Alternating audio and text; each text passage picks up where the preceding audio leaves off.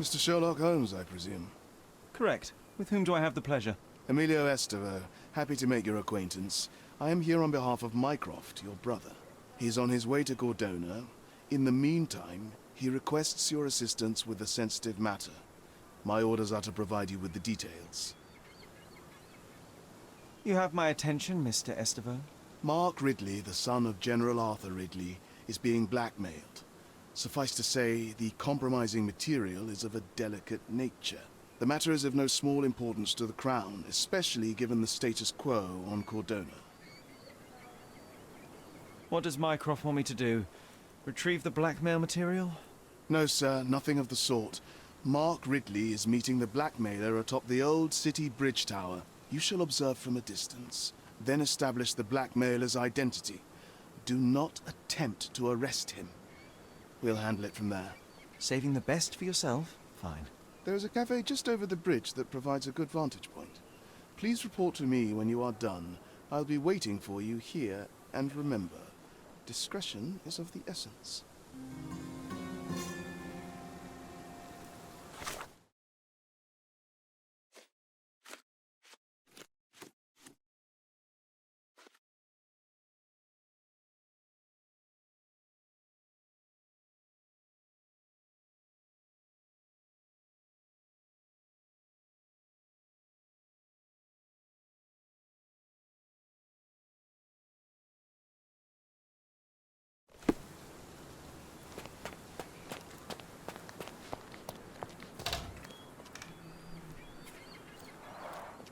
It's a bizarre object, and yet oddly familiar.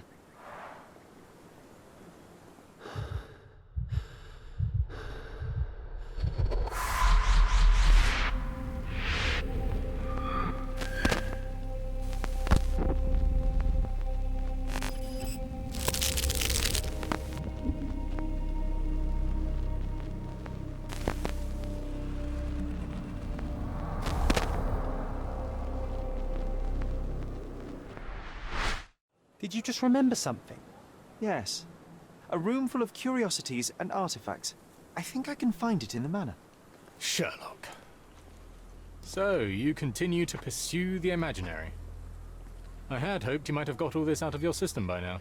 Mycroft, what are you doing here? Get out of my house. It's my house, actually. I've come to bring you back. I have no interest in returning, let alone with you. I know you lied about Mother all these years, claiming she was merely ill, but she was unstable. She never had tuberculosis. She was not recuperating, but mentally deteriorating, and you never once thought to tell me. How dare you? I shall not indulge this petulant tantrum. You can just tire yourself out and then slink back to London with your tail between your legs. Just tell me everything. I'm an adult now. Show me the basic courtesy of an explanation. You know I will find out eventually. The goal was stability, and that's what you got. The right thing for everyone was to try and move on from her passing. The consequences of one's actions determines what is right or wrong. Yes, exactly. The ends justify the means. After leaving Gordona, Sherlock, you had a normal childhood. In London, I was able to support you, guide you, shape you into a fine and productive young man. You have so much potential, so much to offer society. But that's not the end. Now I found the truth, and it has shattered everything I knew about her, about you, and about myself. I feel unstable because of you. Your actions were not justified. Lying never is. Oh, grow up, Sherlock. It was a white lie which has as much use in the realm of the interpersonal as the international. It is time you come to accept that some things are bigger than yourself. Oh, you are full of it. You like to pretend you care about the big picture, but it's just an ego trip.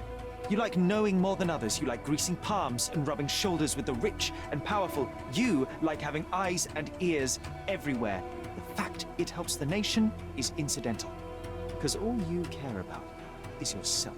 It's true. I have agents everywhere, including Cordona. If you weren't so damn stubborn, you'd realize that means I'm only here for you.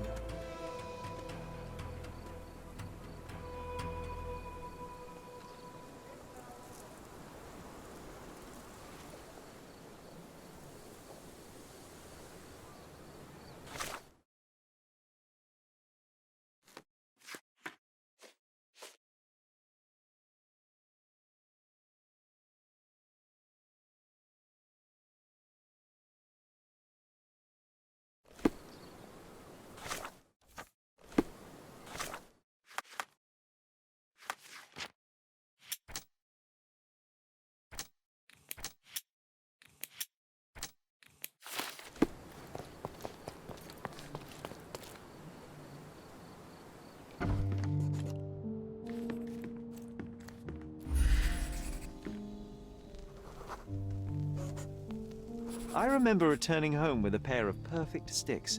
We wanted to turn them into training swords. Oh, that's right. We stood there, frozen, staring at something huge in the main hall.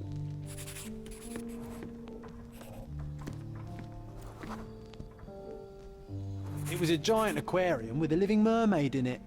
Impossible, it must have been something else.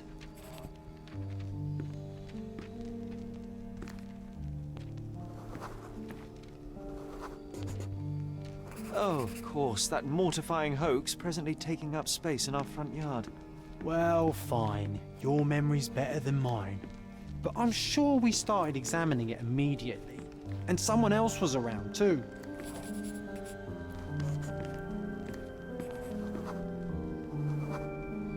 It was my mother. She asked what I thought of the artifact. You were really concentrating and holding something in your hand.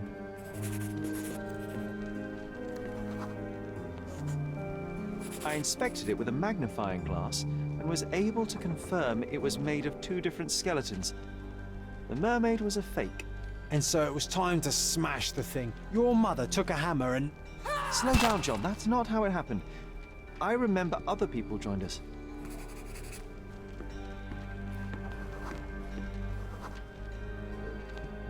The workers took the artifact and placed it into the cabinet of curiosities. It became part of Mother's collection of fakes. She always said that the truth lies in the details. This mermaid helped me to learn that.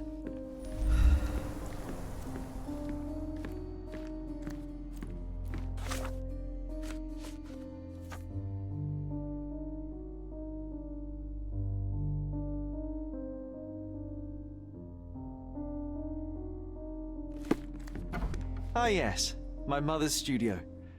She was an authenticator, and this was her cabinet of curiosities. I never saw the point. What does it matter if some artifact is real or not? It still exists.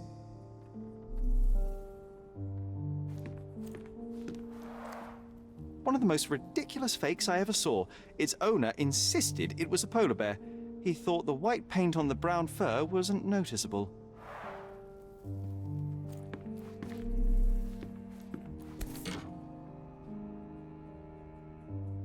Another fake Holy Grail.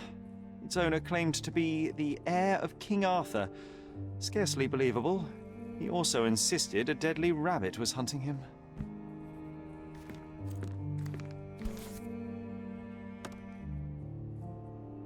Watkinson and Holman, Chapter 1, by Wallace Dioram. Oh, Mycroft. You always act so serious, but then reads tripe like this. John, if I remember correctly, you couldn't put this book down.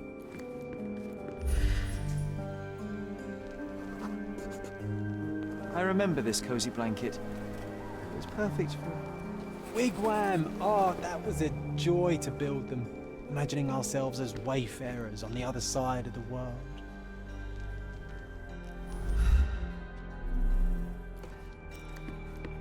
It's a pity how many amazing things are missing from this room.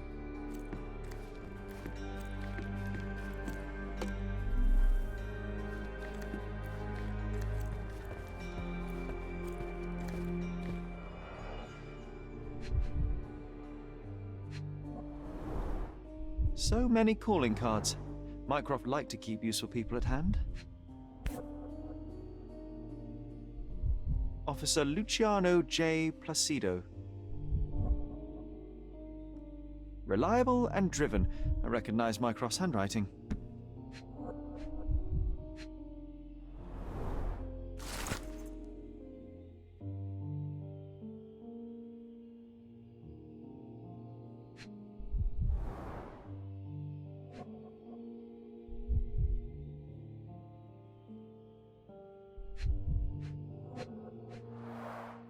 This drawer was always closed. Only Mycroft knew how to open it. I remember we tried to break it open and spy on him, but alas, had no success. Maybe today's the day. Ah, Sherry. Carefully opened. Carefully opened.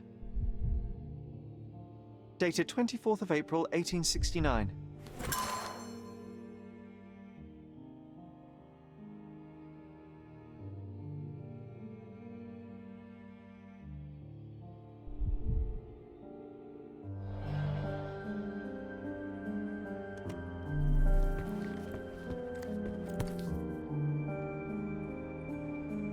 (1852), Bingley, West Yorkshire.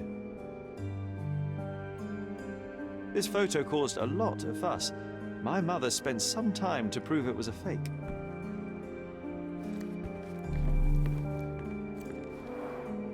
Look, it's Roger. This jolly old man's well preserved. Even looks refreshed. I doubt he drew much interest at the auction. That's for the best.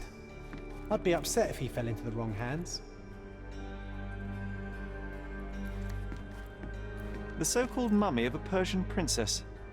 The defrauders did good work, but missed one small detail. It's the mummy of a man.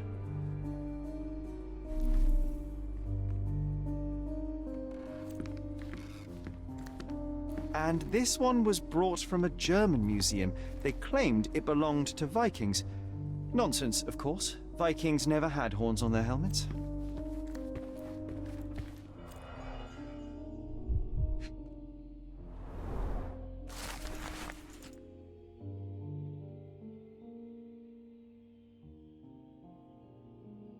Clearly, it was deliberately torn. I wonder why someone would do that.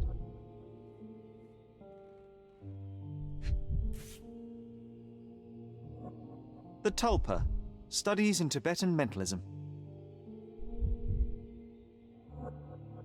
An impressive number of bookmarks. Someone was rather obsessed with this subject.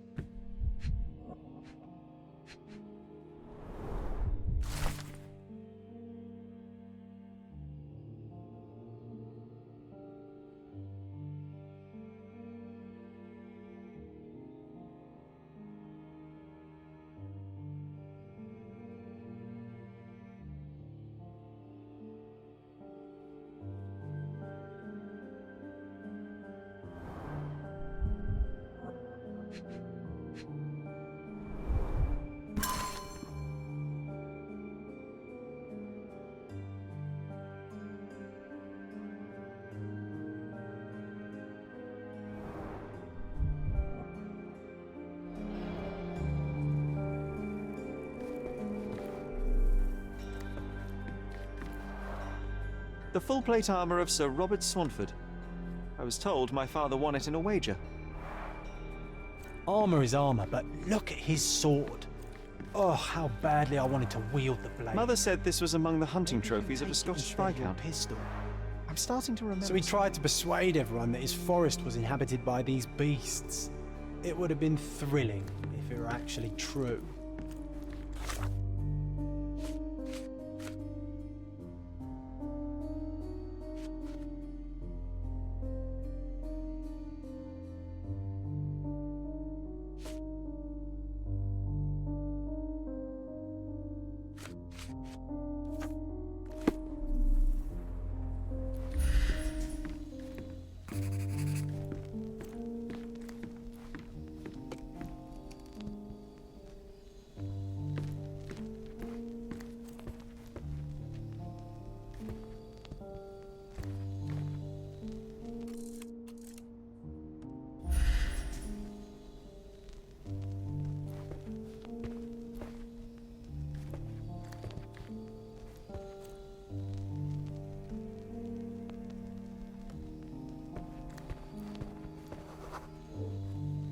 I used this ladder to look at the top shelf, right? On the day of Mother's breakdown upstairs. Right you are, Sherry.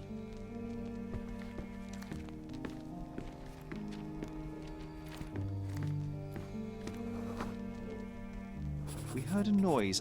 I can't recall of exactly what, and we didn't have a great view from behind the statue.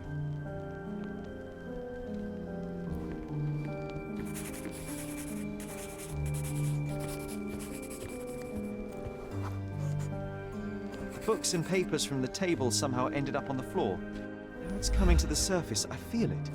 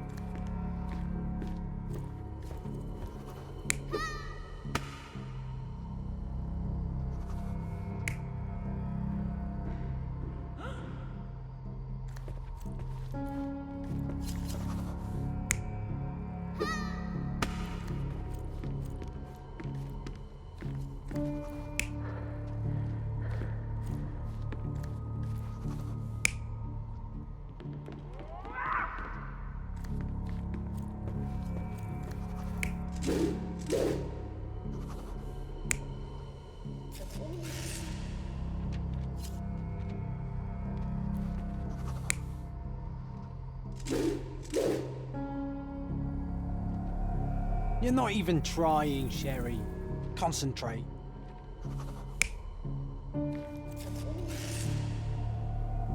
You're not even trying, Sherry. Concentrate.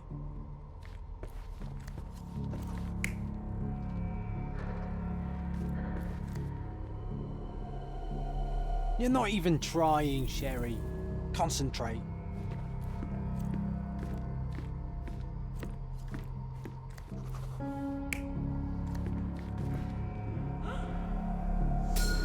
Come on, Sherry.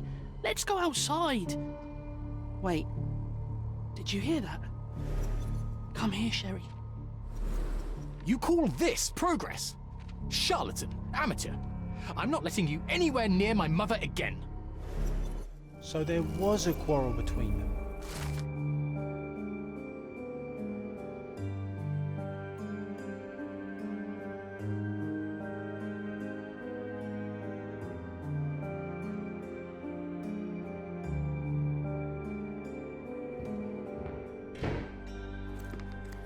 I heard a noise in the hall.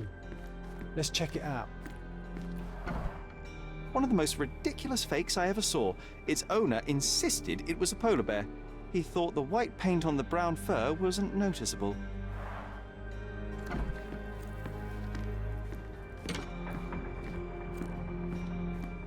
Sherry, look! We've got a parcel here. Hurry up!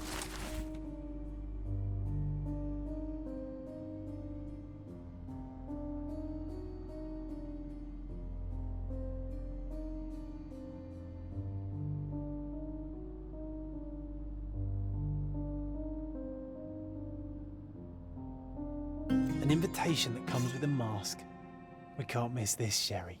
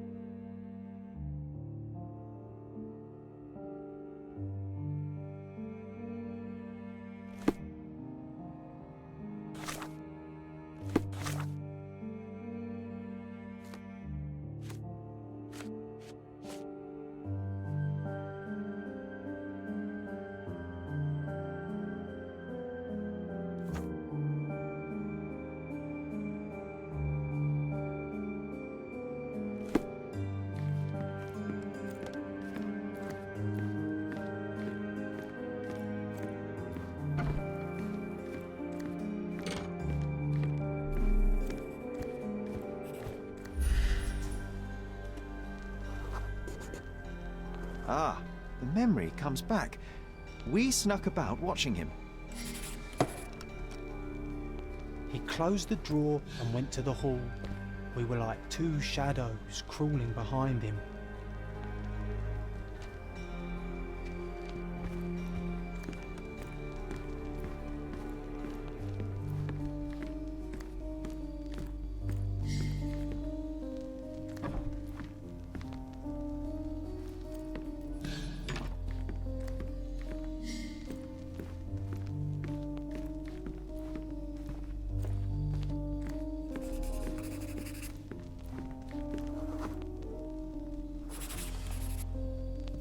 The painting on the wall was slightly at tilt. He stopped and straightened it.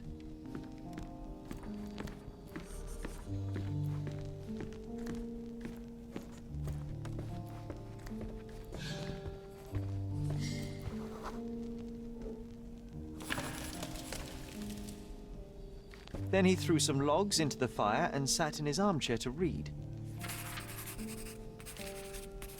It's as boring now as it was then. I'm sorry, Sherry, but I think that's it. Wait, John, we never use the fireplace in the mornings. What if...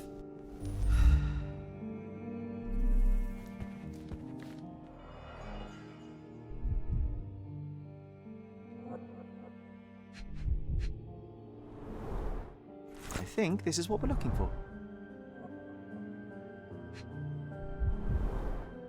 A bit of juniper in the fireplace created a soothing atmosphere. It's the little things, isn't it?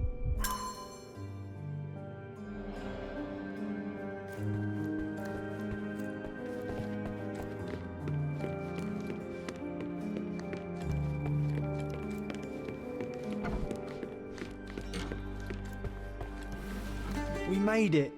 So what's there?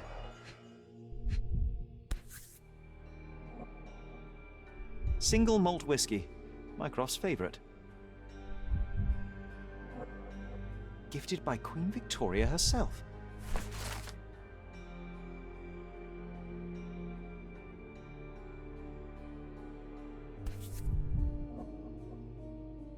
Otto Richter.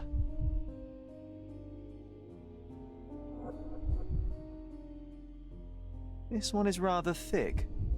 Mycroft can be truly dogged in his research.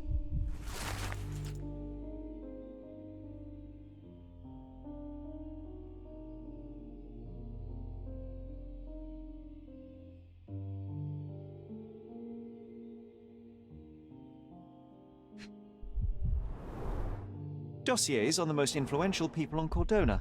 Mycroft always had a habit of building files on everyone he met.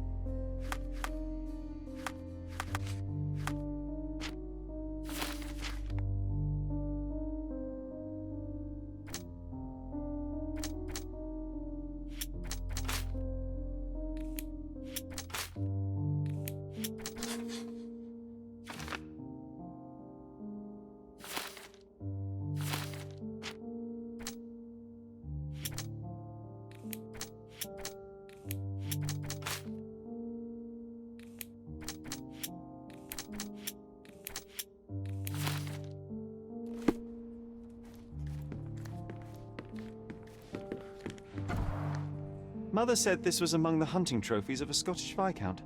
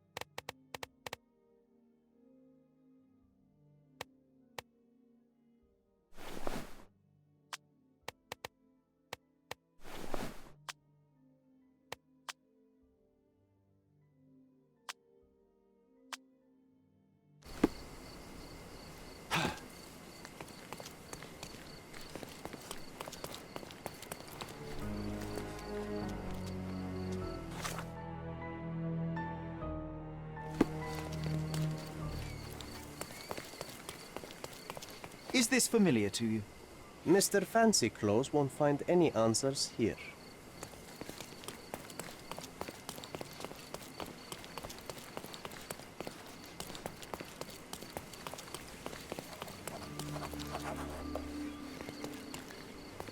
Help me, please. Don't take it personally, sir.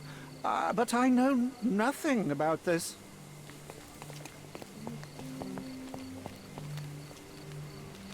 Can I ask you a question? I have nothing to hide, sir. But I've never heard of this. Welcome, sir. I do hope you...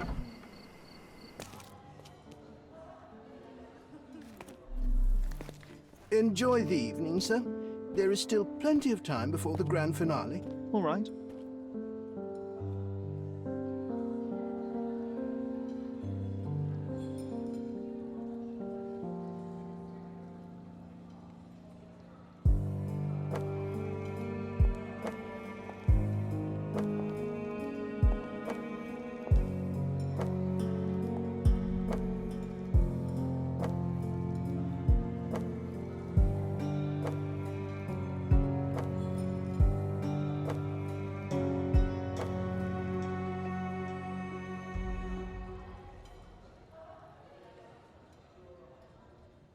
What if I write an article about these people here? Can you help me gather information about Cordona's...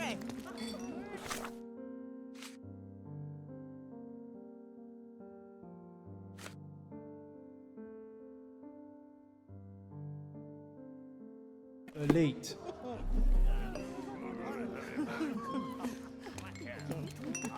Ah, I know the perfect girl for you.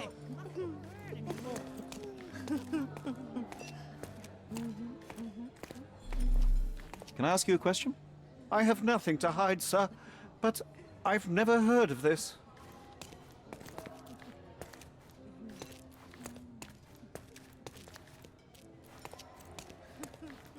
Honey, you feeling lonely? I'll be your friend. Nancho's had to enforce the mask.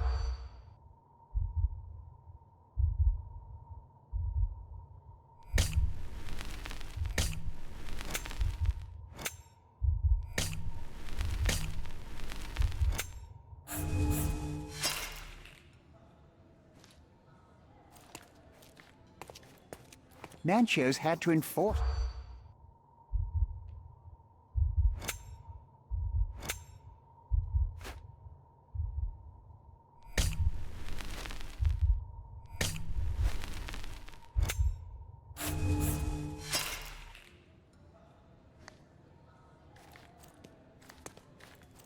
Nancho's had to enforce.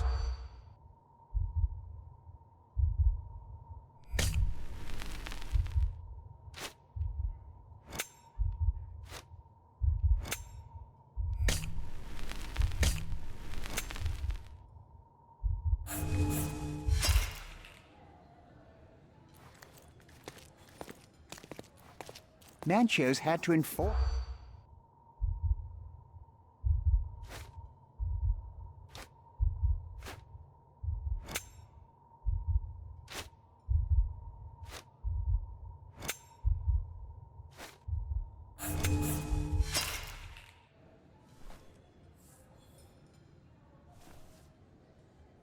Nancho's had to enforce.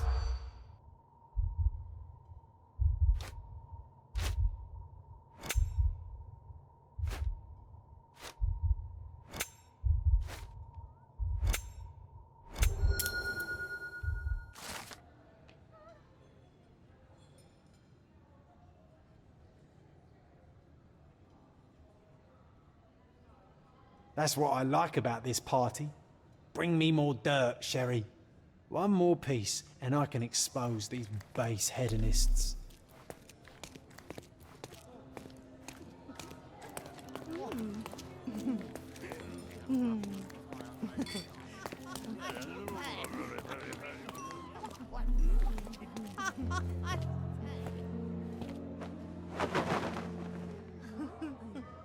Sherlock!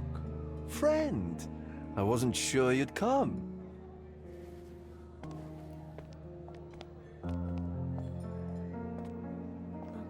Werner, I see you are not yourself. The more time you spend here in Cordona, the more I feel it my duty to bring you into our world and show you all we have to offer. And what is on offer today? Pleasure, indulgence, relief, and relaxation. You've earned some time for yourself, have you not? Those who know me would say I'm incapable of it. Nonsense. I refuse to believe there is anyone permitted to know Sherlock Holmes. You may be right. Then free yourself from inhibition and expectation. The night is young, and so are the guests. You should try to enjoy both. It's not healthy for handsome men to spend every night alone, and certainly not in a house filled with such melancholic memories. I must admit, my travels have proven more taxing than expected. I'm less confident in my life and myself. Time of relaxation seems a distant dream. So can I tempt you with a physical aid to your moral consolations? There's wine, of course, something to smoke, or perhaps an artificial paradise? Yes, something more spiritual, a potentiator to sharpen the mind. A 7% solution of, well, that'd be telling, but you must try it. My mind already operates at a far higher level than most. I struggle to believe anything could improve it. My ultimate duty is to provide the world with truth, and I do that perfectly well as is. Duty? You've never cared about that before. Of course I do. Exposing a lie, revealing a fact, that is a moral responsibility. That's not morality. Morals are what happens afterwards when truth collides with consequence. Do you ever follow up on cases you solved? Do you ever see what happened next, visit the victims, ensure justice is served in the courts? And how do you choose where to direct your attention? Are there not deserving causes to which your brilliance could be applied but isn't? You ascribe me more power than I possess. I have a narrow skill set and work within that mandate. What occurs afterward is irrelevant. With every action or inaction, you place a finger on the scales of morality. Many in the city would see you as abdicating your responsibility. I haven't. Not me, of course. Morality is subjective, just like truth. There is little to be gained from indulging in it, and far better things to indulge in. Now I must insist on easing any burdens I've placed upon your shoulders. Show yourself a kindness, and try this rather delectable concoction. I am perfectly capable of coping with myself without medical assistance. Then I shall press you on it no further. But please do not refuse my gift. Take it with you as a souvenir of this special night. Souvenir of what, exactly? But, all right, if only to put the matter to bed. And now, our evening begins in earnest. I just remembered. I'm sorry, Sherlock. My mind's delightfully impaired. Please take this key. It opens the altar room, past the library. Pardon? Altar room? What now, Werner? Go quickly and find our Fabio. Only you can make him talk. I'll join you in a minute. Okay.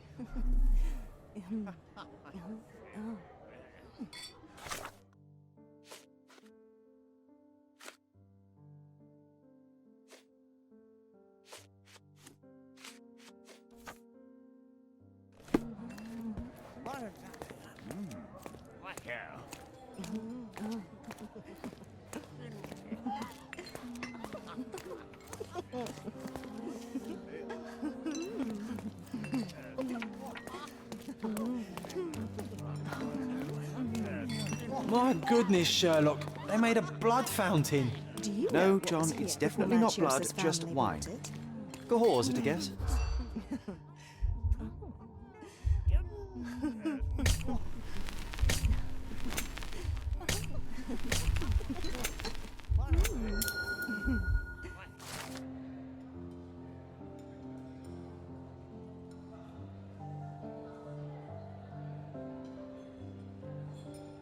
I'll pin them down with this scoop. Thank you, Sherlock. Curtains do not guarantee privacy. And you still coming, need Sherry. a crack, despite being a theory. Give me another second.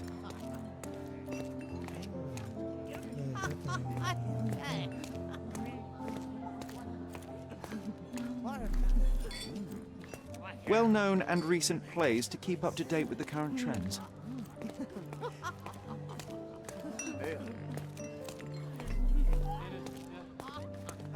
These medieval botany and chemistry books look romantic poetry and prose. Codex Orchis. Why does this occult book sound like a flower?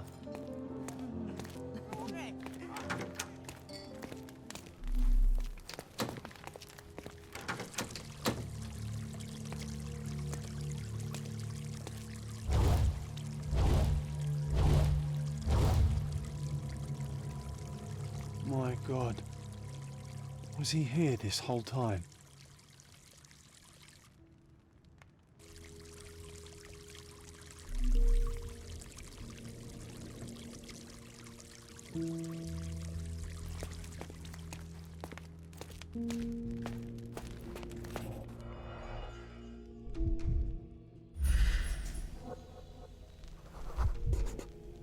This crude tattoo partially covers as slave branding.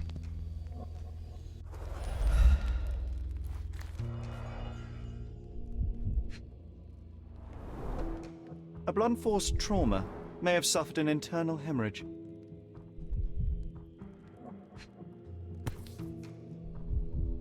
This golden handle has a bloodstain on it. This golden handle has a bloodstain on it.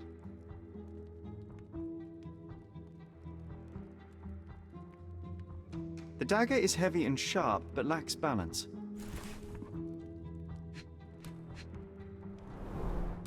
This worm-like sigil has been drawn with his own blood. The wound is deep. A precise strike reached the heart.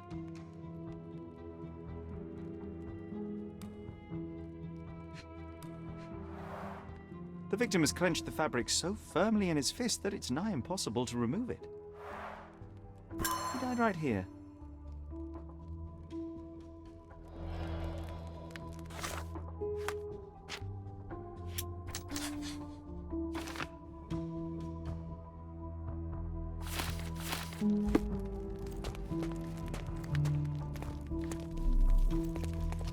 The sign reminds me of the astrological symbol for Mars.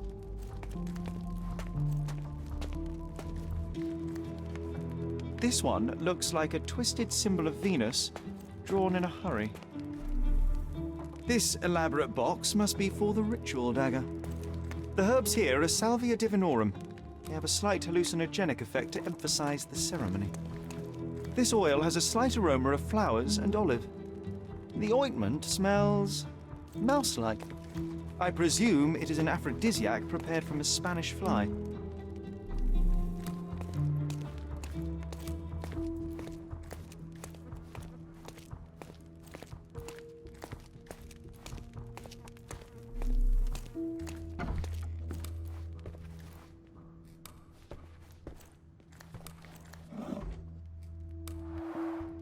Similar to the guests' robes, apart from the bloodstains.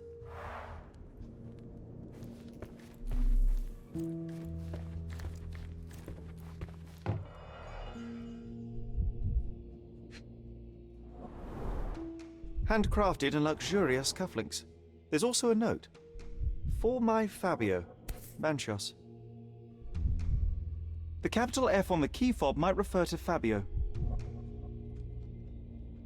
The key is similar to the one that Vogel gave me.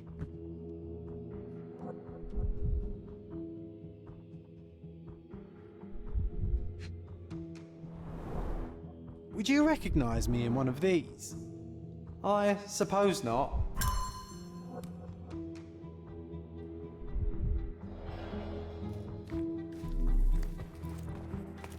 Props, decorations, and tools for a more detailed set.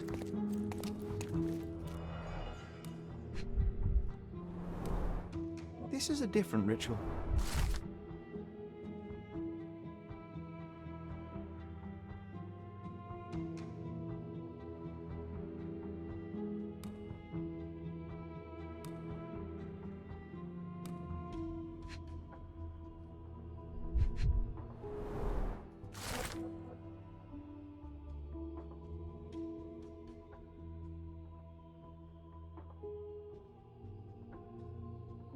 How can anyone accept such behavior?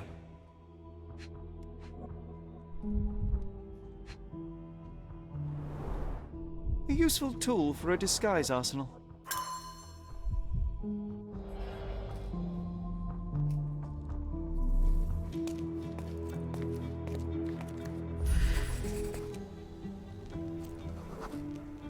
Identical to the robes the guests are wearing.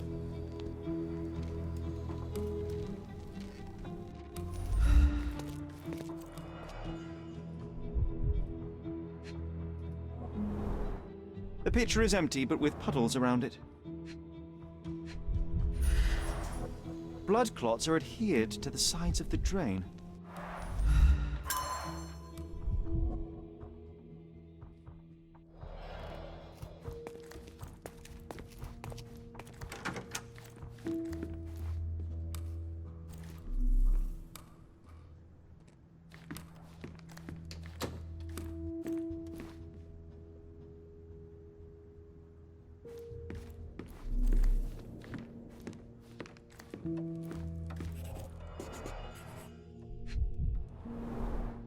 Enough cigars to burn down the entire mansion.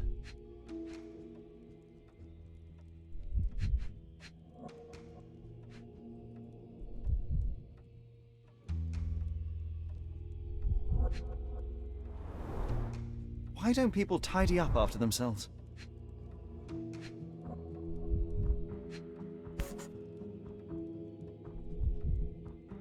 Blood. A sturdy bottle met a not-so-sturdy human. It didn't break only because it was unopened.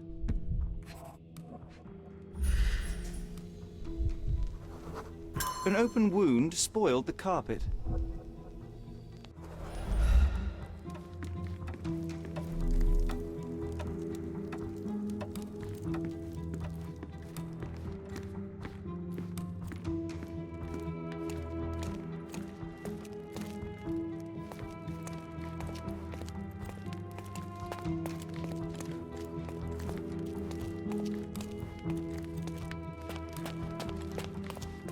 Werner, care to explain what is going on here? On nights like these, it's not unusual for some attendees to get a little exuberant. It's part of the appeal. Unfortunately, it appears things have gotten out of hand. Yes, some are more prone to bend the rules of morality. That's murder. I doubt there's anything left to bend. Why did you not tell me immediately? We were chatting about trivial matters for some time. If I'm completely honest, Sherlock, I've consumed a rather potent cocktail of substances. My attention slips and drifts. But I'm glad I thought to call for you. You sent me a disguise. Oh dear, did I? Well, since I found the body, Mr. Manchios has agreed that you can investigate the matter. I promise my mind will behave itself going forward. All right. Pull yourself together, Werner. Mr. Manchios is the owner of the manor, yes? And the host of Cordona's most memorable parties. He promises even the ugliest guest a partner for the night. And for the ones with more unconventional tastes, Mr. Manchios provides other services. What a caring person. You cannot begin to imagine.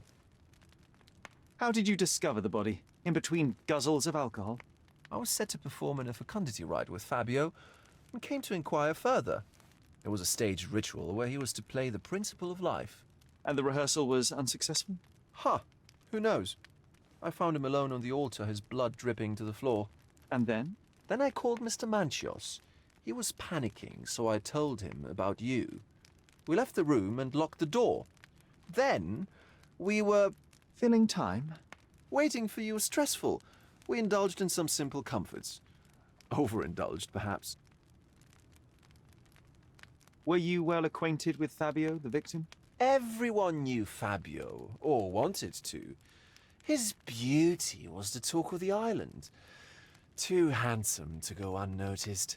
He was magnetic. Fat wallets fought for the privilege of having him. He offered the pleasures of performance, and more.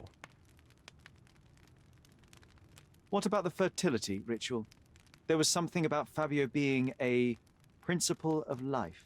Fabio was supposed to portray the beauty of life's origin. Flowers, oil. Not this travesty that seems straight out of the Inquisition.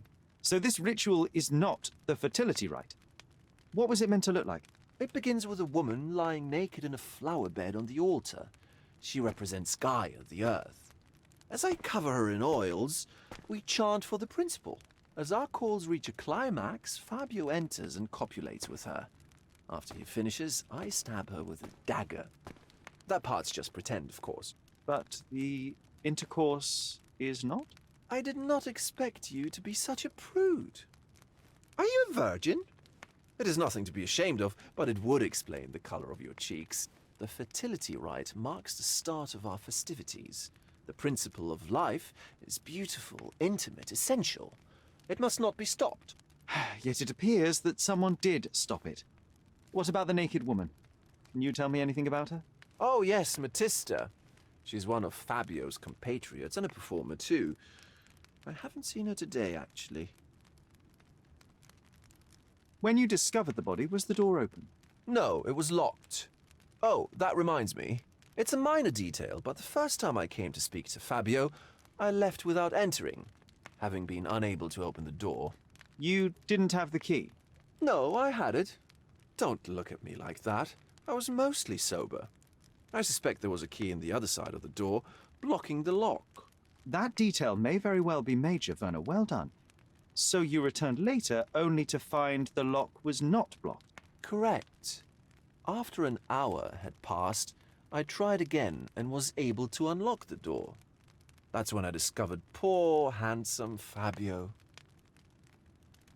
The police remain unaware of this tragic event? Some of them may be hiding behind their masks. They conceal many things. But we didn't want the authorities to create more problems. Besides, after a few cocktails, their incompetence will have soared to new heights. How do you know I even want the case? I promised you relaxation. If there's one thing I know about you, Sherlock, it's that nothing soothes you more than a good mystery.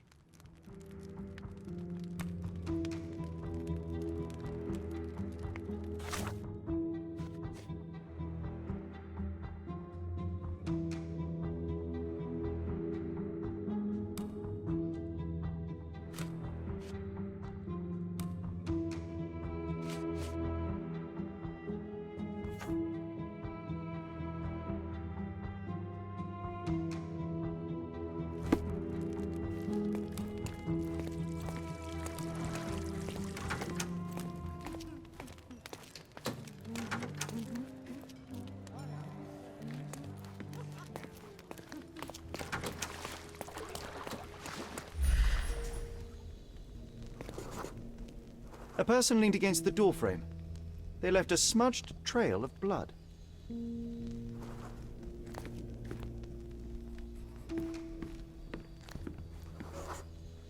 A bloody handprint on an armchair. The wounded person was here for some time. There appear to be no further traces leading to the altar. So, Sherry, do you have any ideas about the case? Perhaps. I think I can deduce what happened here.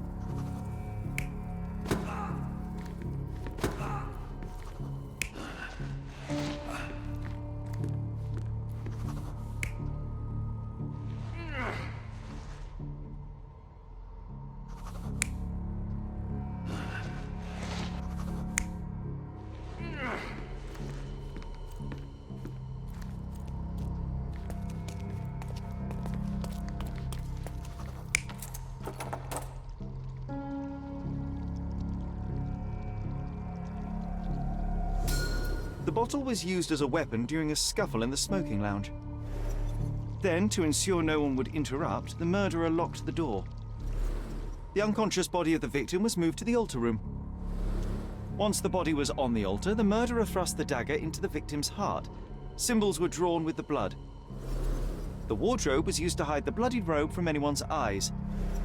The killer washed himself and took a clean robe from the hanger before leaving. Are you all right? You're on the floor, not moving. I think I know what happened here.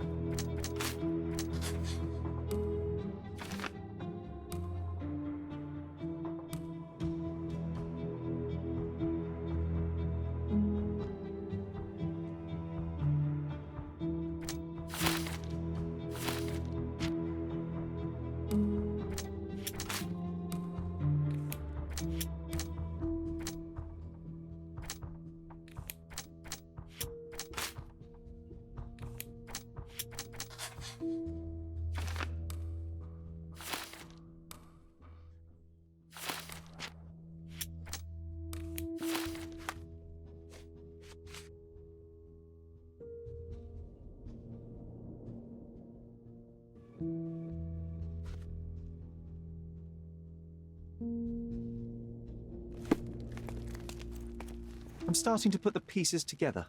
Fabio was stabbed. I see nothing gets past you, Werner. Yes, he was stabbed, but only after being knocked out in the next room and placed here. I do not yet know why. So, who's responsible? Well, it was one person working alone, and the murderer has now donned a robe. He or she could be hiding in plain sight. We have lost time, Werner, but your discretion may prove to be a benediction after all. The murderer had to have access to this room. After the crime, he used his own key to lock the door. So, who had the key to the altar room? I'm not sure. As a special guest, I was provided one by Mr. Manchios. He should be able to tell you of any others. Where can I find him? Most likely in the main hall, entertaining his guests. He has a mask with golden stars. You can't miss him. But please be discreet. We don't want to risk disturbing the revelry.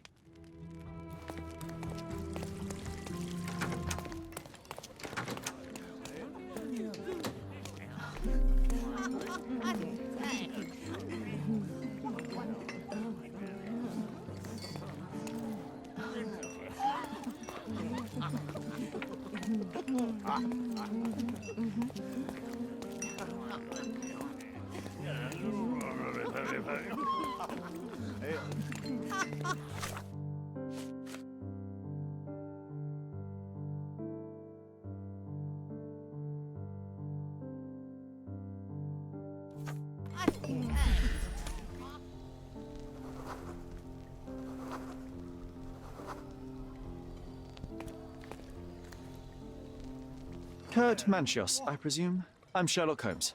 Oh, you must be the one Werner told me about. What a sweet voice you have. It must belong to a handsome young man. Can I call you Sherlock? As you wish, Mr. Manchios. Mr. Vogel asked me to help you. The body in the altar room requires answers, and quickly. I suspect the murderer to still be here. What? Lower your voice. I don't want anyone to hear us. Did you know Fabio well? People are starting to look at us, Sherlock. Change the subject. I can't believe what happened to him. To me. Such an atrocity. Think what it means for me. A wonderful evening for so many good, influential, and rich people has been ruined. I have betrayed all my promises of exotic delights. I don't understand. Surely a murder would affect your reputation to a greater extent. Please, isn't this why you are here? I thought you were a silent magician. Do your tricks and make it go away. I need to find all those who had the key to the altar room. As far as I know, Mr. Vogel, Fabio, and you had access to it. Is that correct? That is correct, yes. Also, Matista and Santos. Santos? Who is that? Santos Pinchetti, my major domo. In his opinion, at least. I'd like to speak to Mr. Pinchetti and Matista. Do you have somewhere I might have a private conversation with them? Of course, of course. Let me think. Matista is entertaining the guests somewhere, and Santos... Oh, yes. He will be busy with the servants. Or the cook. What's that noise? What's going on? Freeze, filth. You're under arrest.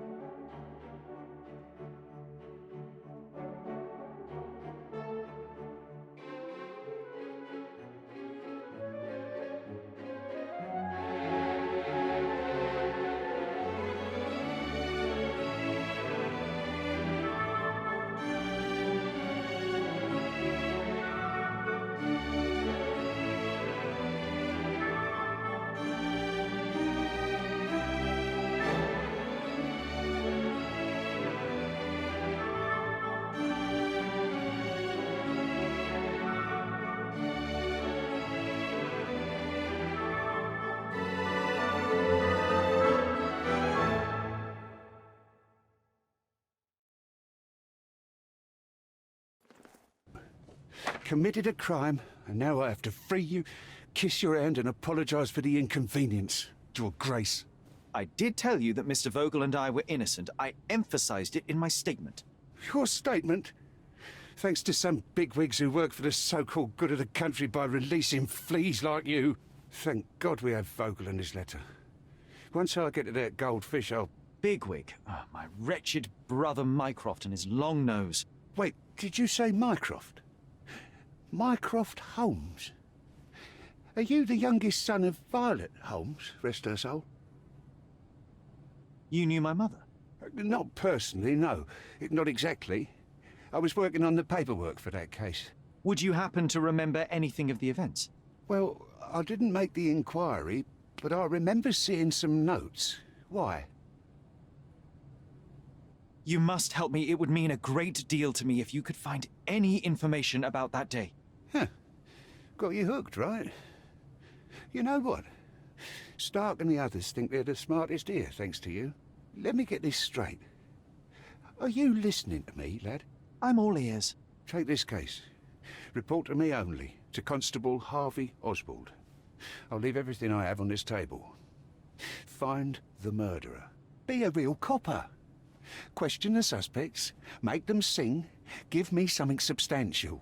And if Mr. Vogel is not a suspect? If he's innocent, then you can take your favourite degenerate away from here. If you slip or mess with the evidence, then trust me, your brother won't save you from my bludgeon. Meanwhile, I'll be checking the archive for you. If anybody asks, then you're a consulting detective. Let's make a start then, partner. I'm glad we managed to get the scoop before the raid.